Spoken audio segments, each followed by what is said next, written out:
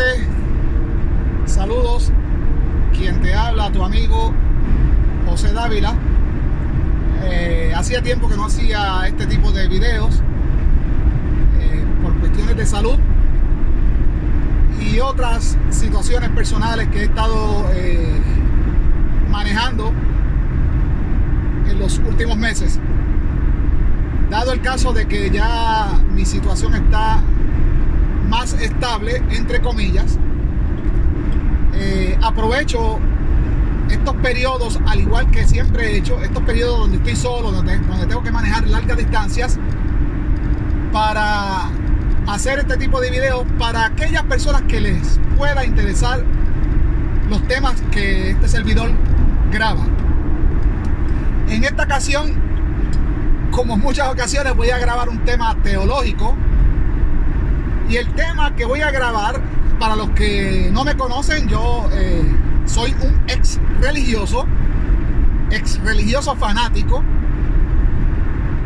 Hoy en día soy una persona no religiosa, humanista, secular, totalmente aislado de todo tipo de religión, pero con conocimientos en todas las religiones, no en mi antigua religión, la cual profesé por toda mi vida, sino que últimamente me he dedicado más a estudiar el mundo en su completa perspectiva religiosa, estudiando el mundo como un mundo politeísta, tal como es.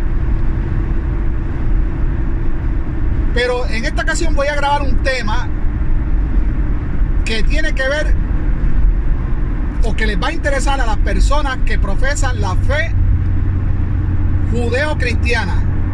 La fe judeo-cristiana. El tema que voy a grabar tiene que ver con la resurrección. No sé qué título ponerle todavía. Probablemente lo titularé La Resurrección, o La Esperanza de la Resurrección. Creo que ese sería el título que le voy a poner, La Esperanza de la Resurrección. Así que lo dejamos así, La Esperanza de la Resurrección. Entonces quiero comenzar este video explicando que actualmente, dentro de los círculos teológicos, es decir, las personas que son creyentes de cualquiera que sea la fe relacionada al judeocristianismo, hay dos bandos, y cada uno de los bandos representa una ideología distinta en cuanto al tema de la resurrección.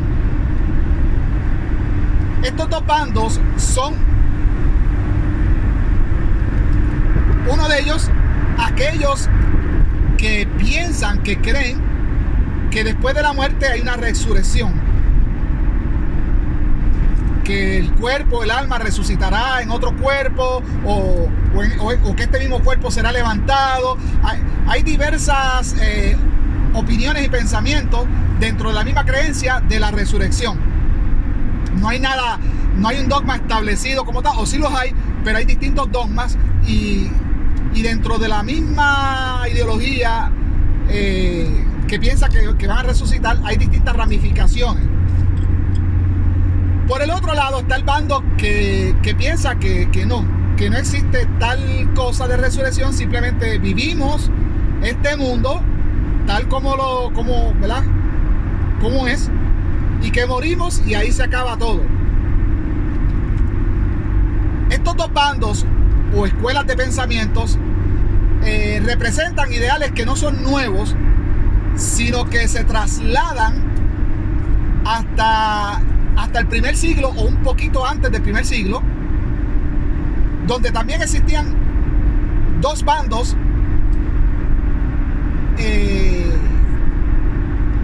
que tenían nombre, por cierto, dos bandos que representaban estas dos ideologías, una que creía en la resurrección y otra que no.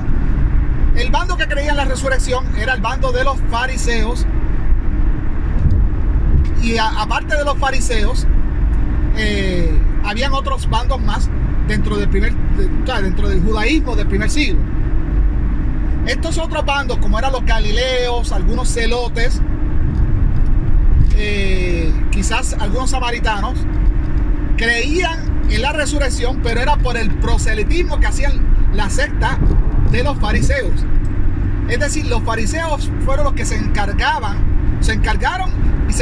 en aquel momento de esparcir esa creencia.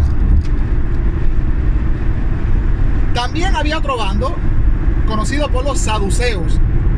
Los saduceos no creían en la resurrección, ni tampoco creían en ningún texto que auspiciara o que abogara por esa creencia de la resurrección. Es decir, los saduceos, el único texto que para ellos era la autoridad oficial para sostener el judaísmo era la Torá mosaica. Los fariseos aceptaban otro tipo de textos que auspiciaban y que alimentaban la creencia en la resurrección. Ahora bien, este servidor, o como les digo, yo soy no creyente, no creo en supersticiones ni nada de esas cosas, por lo tanto, obviamente no creo en resurrecciones ni nada, pero voy a tratar de conducir este video como si fuera un creyente, utilizando los conocimientos que tengo en la teología judeocristiana, en la creencia judeocristiana y en la creencia de estos ambos bandos, y obviamente voy a dar la opinión dentro de mis conocimientos y mis estudios sobre el tema. Para las personas que creen que existe una resurrección, o que va a haber una resurrección después de que muere el cuerpo, y después de un juicio final y algunas, como le digo, hay varias ramificaciones, tengo que explicarle a esas personas que si ellos se dedican a rastrear la creencia de la resurrección desde este punto del tiempo hacia el pasado, las coordenadas del tiempo hacia el pasado, se van a dar cuenta que obviamente desde hoy, si rastrean esa creencia, van a ver que yendo al pasado, atrás, va a encontrar que la creencia de la resurrección está presente. Siguen al pasado, llegamos al primer siglo, vamos a encontrar de que la creencia está presente en ciertos bandos, en los bandos que les acabo de explicar. Pero si damos un poquito más atrás al tiempo, antes del primer siglo, nos vamos a topar con una situación de que la creencia de la resurrección se va desintegrando. Mientras más atrás vamos, la creencia va desapareciendo hasta el punto de que no existe nada en cuanto al tema de la resurrección. Cuando llegamos a ese punto de las coordenadas de la historia judía, tenemos que detenernos en ese tiempo y estudiar a ver qué pasó, cuándo es que emerge disculpen, cuándo es que emerge en la vida judía esta creencia en la resurrección. Sabemos que en la Torá judía, aunque hayan personas que hoy con la creencia traten de encajar ciertos pasajes de la Torá para tratar de decir que sí, que hay una promesa, o sí que existía algo de la resurrección, pero no es así. No hay tal promesa en ningún momento en la Torá, en el pacto de la deidad o del personaje principal de la Torá, que era Yahweh o Jehová o Hachén, como le dicen los judíos practicantes. En ningún lado existe eso en el pacto de Hachén, de Yahweh o Jehová, como usted lo conozca, o Dios, ¿verdad? O el Dios de Israel. con su pueblo. No existe tal pacto, no existe tal promesa. No es parte del pacto, no es parte del paquete, no es parte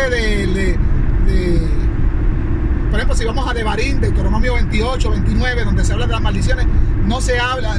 En fin, en ningún lado de la Torá existe tal pacto, tal promesa. Sin embargo, cuando nos llega a nosotros la Biblia, a mí no me gusta usar la palabra la Biblia, porque la Biblia uno cree que es como que algo único, y la Biblia en realidad lo que significa,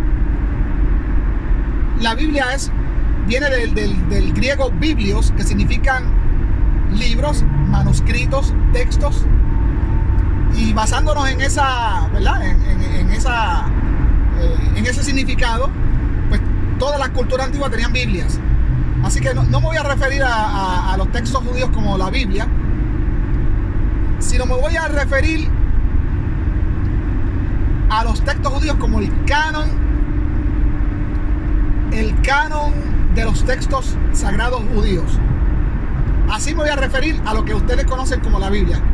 Como bien les dije, los griegos tenían sus cánones, sus textos sagrados, los egipcios, los sumerios, los babilonios, los persas, los hindúes, los romanos, en fin, todas las antiguas culturas, inclusive acá en las Américas, tenían textos sagrados. No hay nada diferente entre los textos judíos a estos otros textos. Entonces, dejando atrás la palabra Biblia y hablando del canon de los textos sagrados judíos, si vemos el canon actual que fue ensamblado en Alejandría, por eso se le conoce como el canon alejandrino, el canon que fue decidido pues por ciertos eruditos judíos helenistas, que participaron también en la traducción de la Torá y en fin, de todos los textos que habían relacionados a la mitología judía.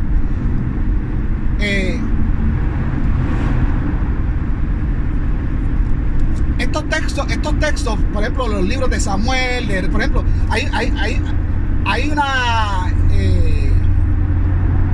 leyenda mitológica en el libro de Samuel, o en uno de los libros de Samuel me parece, donde se dice de que el rey Saúl fue a consultar a una bruja y allá estaba el espíritu Samuel. Entonces es una de las cosas donde los partidarios de la resurrección dicen, ¿lo ve?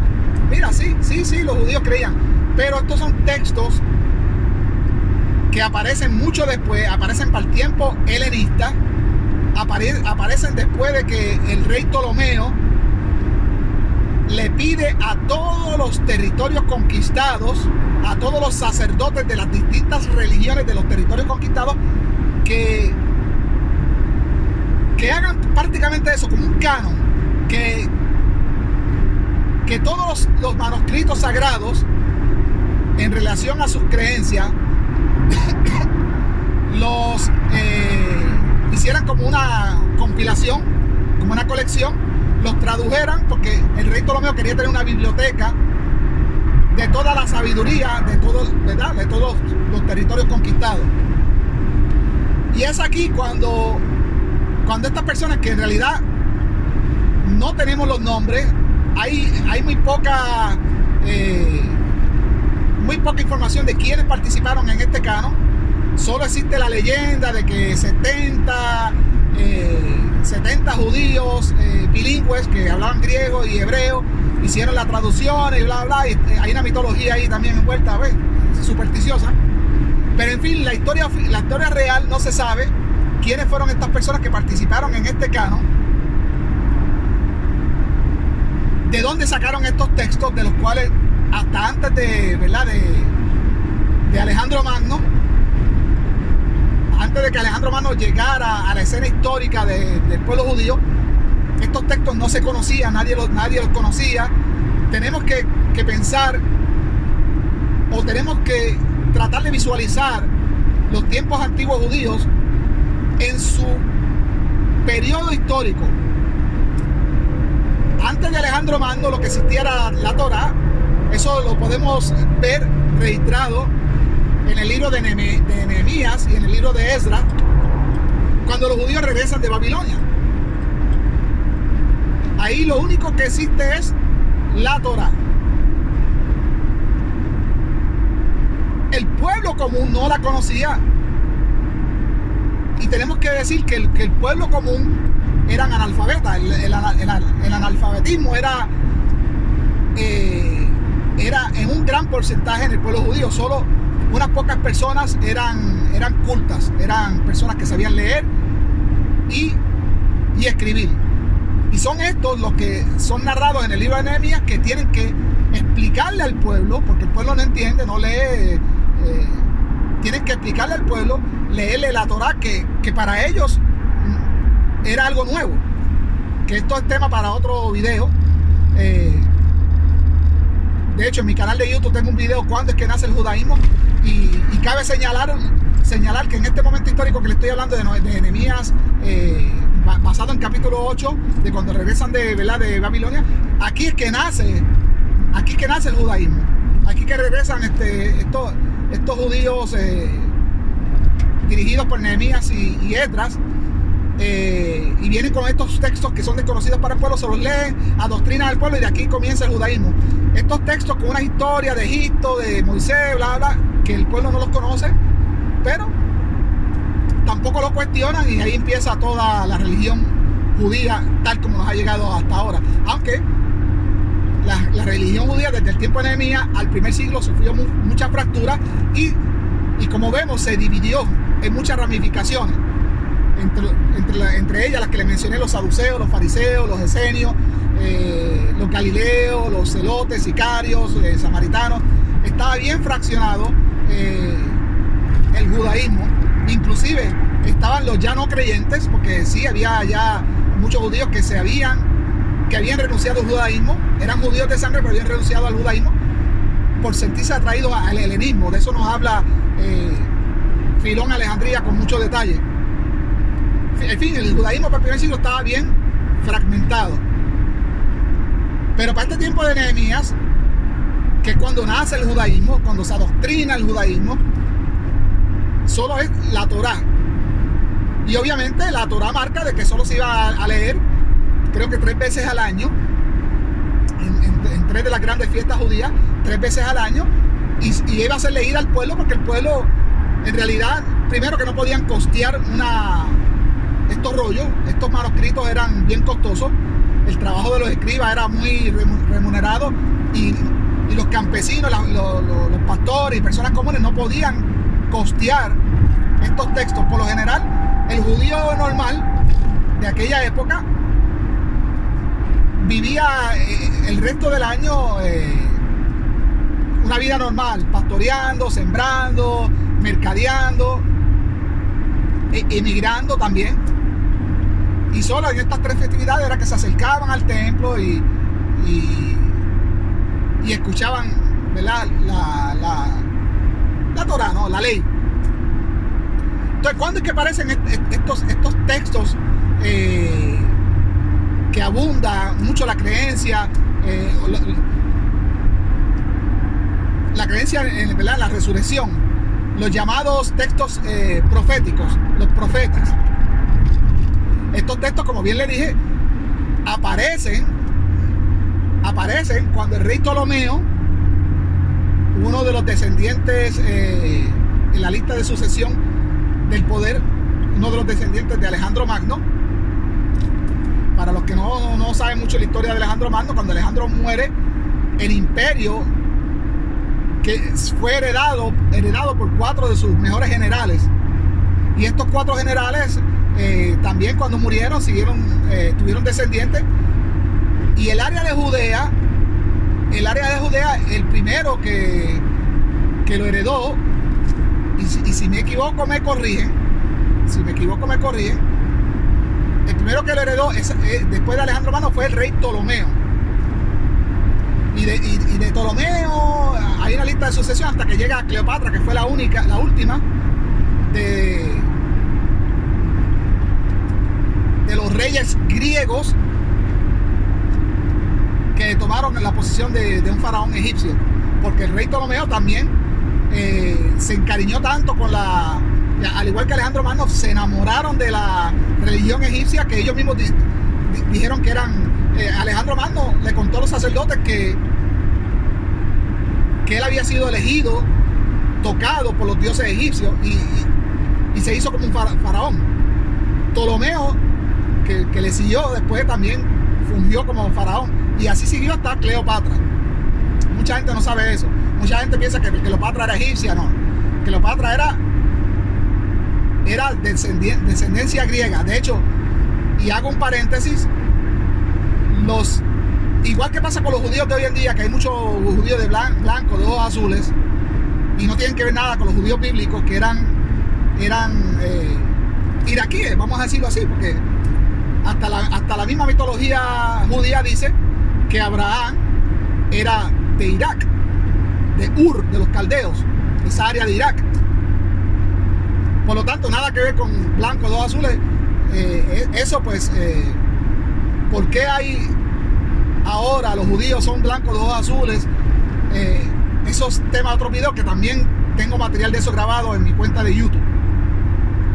Pero igual con los egipcios, la evidencia es evidente. Todas las estatuas de Ramses, de Akenatón, las pinturas, nos muestran que los faraones más importantes, la gente más importante, eran negros, eran de la raza negra. Ahora, los egipcios que hoy vemos hoy, que son blanquitos, igual que los judíos, blanquitos, ojos claros y todas esas cosas, estos son descendientes de Alejandro Magno, de los griegos, cuando tomaron a Egipto como parte de su imperio. Las mezclas hasta hoy en día, pues igual que en Puerto Rico éramos indios taínos, llegaron los españoles, se empiezan a mezclar, y ahora hay una mezcla multicultural en Puerto Rico, donde la mayoría somos blancos, hay gente un poquito más trigueñita con el color de los indios taínos, y hay algunos negros también que son pues, herederos de la raza africana, de los africanos que trajeron los españoles esclavizados a Puerto Rico, pues, que hoy pues, son libres. Algo que nunca debió suceder, pero también tema para otro video. Entonces, volvemos al tema de la resurrección. Estos textos, llamados hoy como los profetas, Samuel, Ezequiel, bueno, todos son textos que aparecen después de Ptolomeo. Ptolomeo manda a buscar estos textos aparecen, son textos frescos, textos que no aparecen en la conducta judía antes de Ptolomeo. Antes de Alejandro Magno, para el tiempo de los persas, no existe ningún vestigio de creencia en resurrección. De hecho, la carta o el texto que hoy conocemos como Eclesiastés, creo que me parece que el capítulo 3 habla, el autor lo dice bien claro, que la persona cuando muere, que no es nada distinta al animal y que nada pasa después.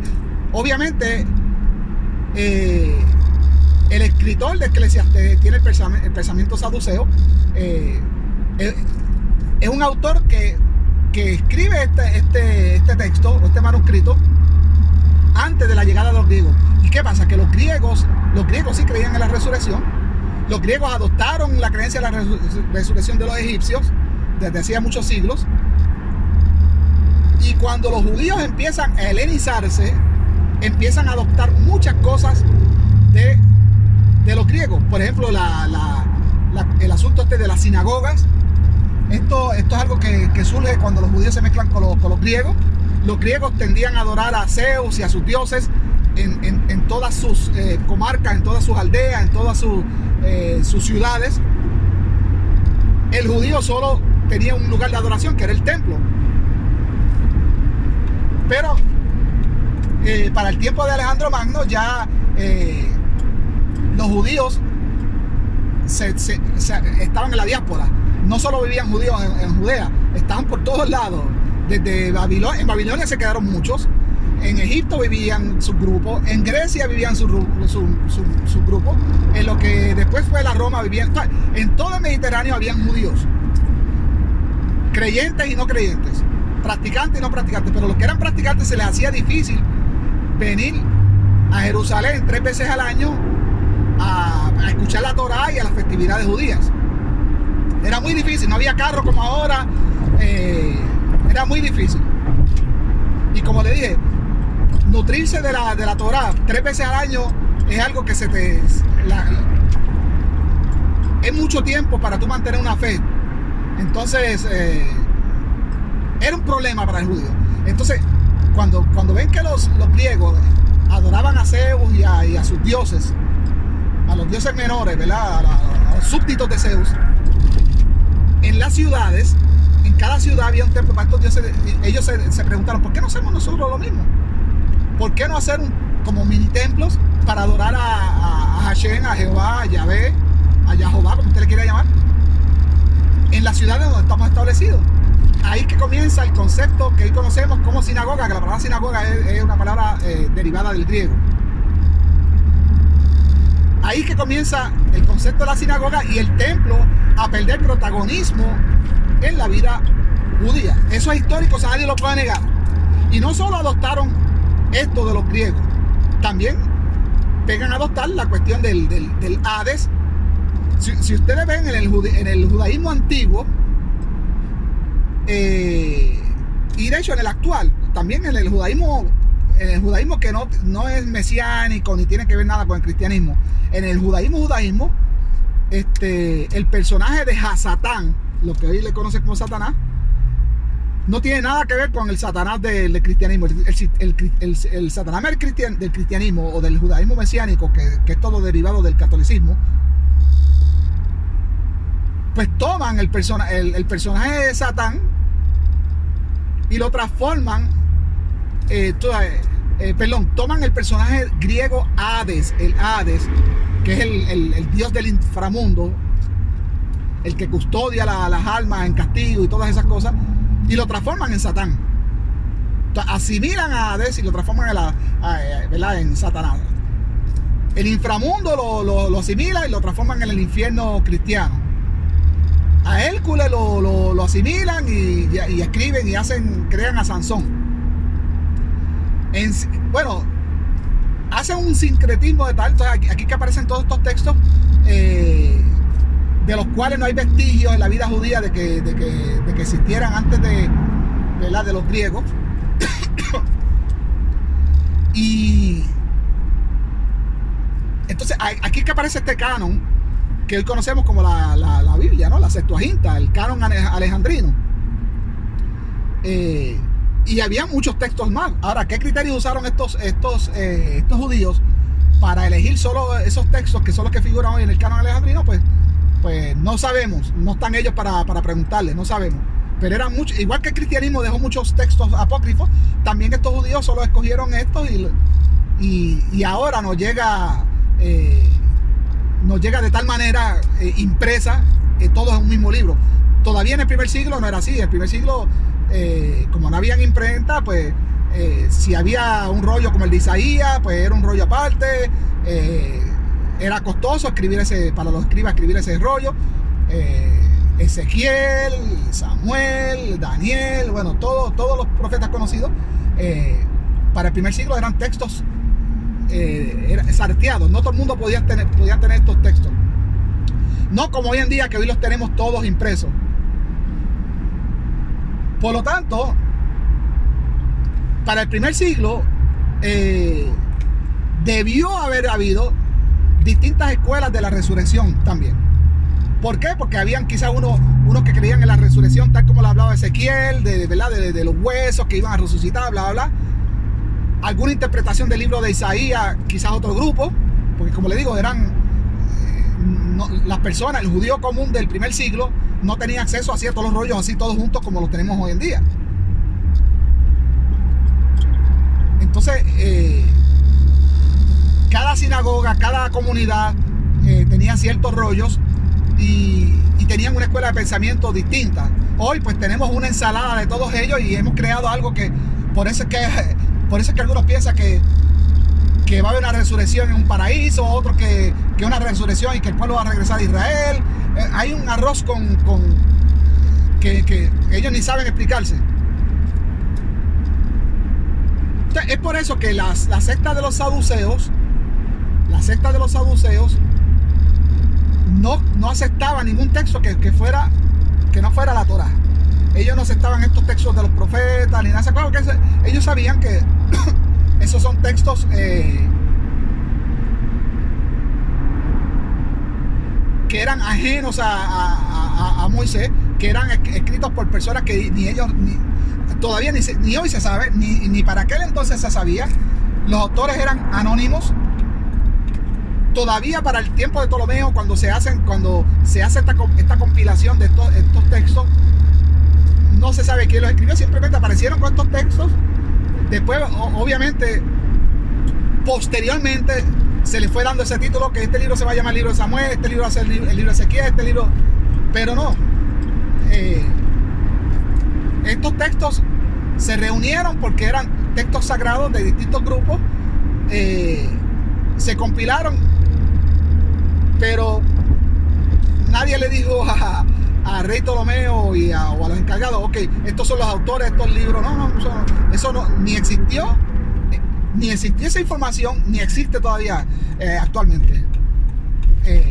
Esos textos son anónimos, se desconocen totalmente los autores y en qué tiempo se escribieron, porque lo que existe son copias de copias de copias. Entonces, sin haber un original, es difícil rastrear por medio de carbono 14 o algún otro método que exista para ver la antigüedad de un texto. No existe. Todo lo que existe son copias de copias, y las copias más viejas, algunas son estas que aparecieron en Qumran y tampoco son tan viejas. Ninguna que pueda llegar a la antigüedad supuesta donde ocurren los hechos. Entonces son todos copias de copias de copias de copias. Inclusive los rollos de Qumran, copias también. Copias que los esenios guardaron por miedo para preservar su creencia, y por miedo a que los romanos o algún otro grupo pues se apoderara de ellos. Entonces la creencia en la resurrección empieza a aparecer en el pueblo judío o en ciertos grupos cuando los judíos empiezan a helenizarse, a copiar ciertas cosas de las creencias de los griegos. Como le dije, estos escritores judíos empiezan a inspirarse en la mitología griega, en textos griegos. De aquí que surge Sansón. Obviamente pues ya el autor, como es literatura, agarran la esencia del personaje, como de Hércules, pero le dan su propia historia, su propia leyenda, sus propios atributos al personaje, igual al nombre y todo. La sinagoga igual, toman la idea de adorar a Zeus y a estos otros dioses griegos en las ciudades, pero ellos le dan su forma, ¿verdad? Y obviamente van a adorar al Dios judío. Igual con la resurrección los griegos la tomaron de los egipcios, y los judíos lo toman de los griegos. Y esto de la resurrección es algo normal en la antigüedad.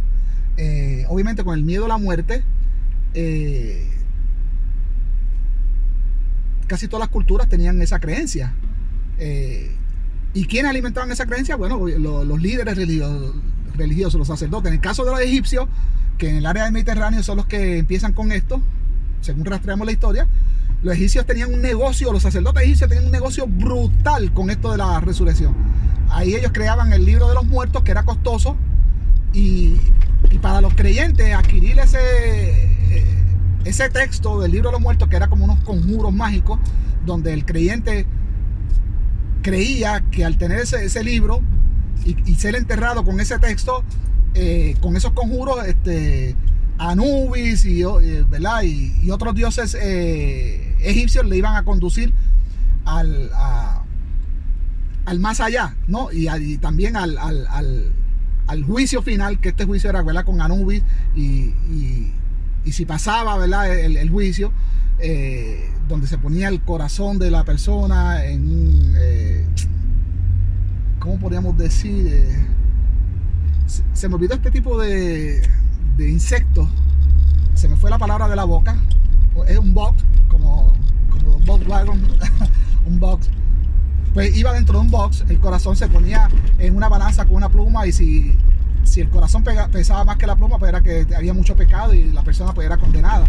Pero si la pluma pesaba más, pues entonces había justicia, entonces la persona pues iba a ir a la resurrección con, ¿verdad?, con el rey Osiris, con el dios Osiris. Algo así es la creencia, en términos generales. Usted me puede corregir, ¿verdad? Si se me... Esto lo estoy haciendo, ¿verdad?, sin leer, lo estoy haciendo de mente. Hace tiempo que honestamente no me instruyo, estoy hablando, ¿verdad?, del conocimiento que tengo, que hace tiempo no lo ejercito. Hoy es el día que lo estoy ejercitando después de tanto tiempo.